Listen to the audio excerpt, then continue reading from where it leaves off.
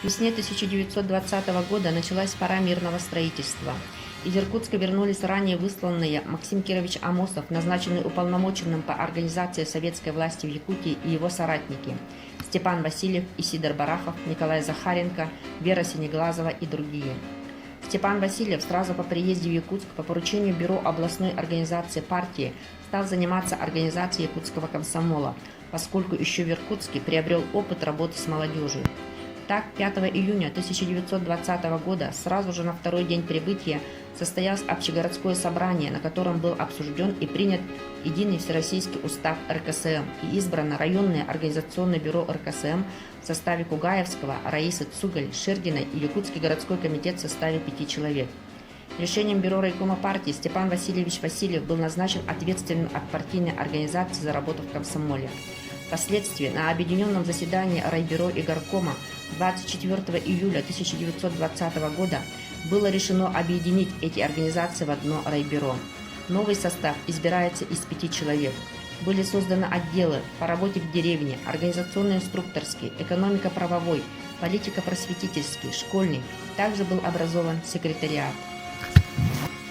Вновь созданная организация РКСМ с помощью представителей райбюро РКПБ Степана Васильева развернула энергичную работу, и весь 1920 год прошел под знаком ускоренного роста комсомола и углубления всей союзной работы.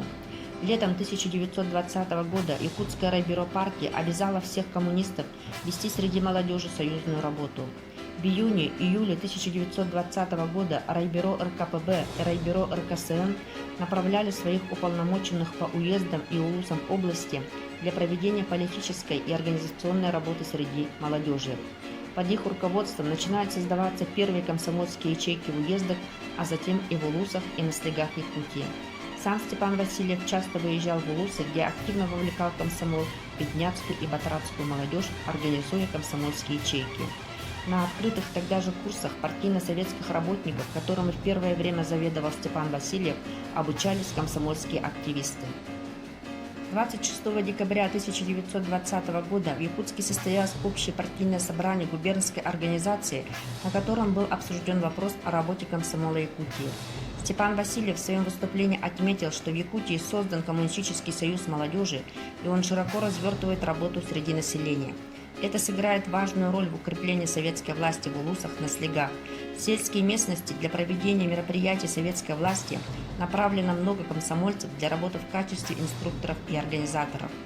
В результате такой кропотливой целенаправленной работы коммунистов и вновь созданной губернской комсомольской организации уже к середине 1921 года были созданы в Алекме 7 комсомольских ячеек, насчитывающих в своих рядах 70 человек, в Илюйском округе 3 комсомольские организации, объединяющие в своих рядах 180 комсомольцев, в Якутском уезде 22 комсомольские ячейки, насчитывающие 280 членов. В самом Якутске было организовано 58 ячеек, которые объединили 320 человек. Комсомольские организации в те дни были созданы на Крайнем Севере. Так, комсомольская ячейка, созданная на полюсе холода в городе Верхоянск, состояла из 28 членов, а на Колыме ячейка объединила 14 человек. Степан Васильев в феврале 1921 года был назначен заведующим отделом пропаганды и агитации Якутской губернской организации РКПБ, избирается членом Губбюро Губревкома.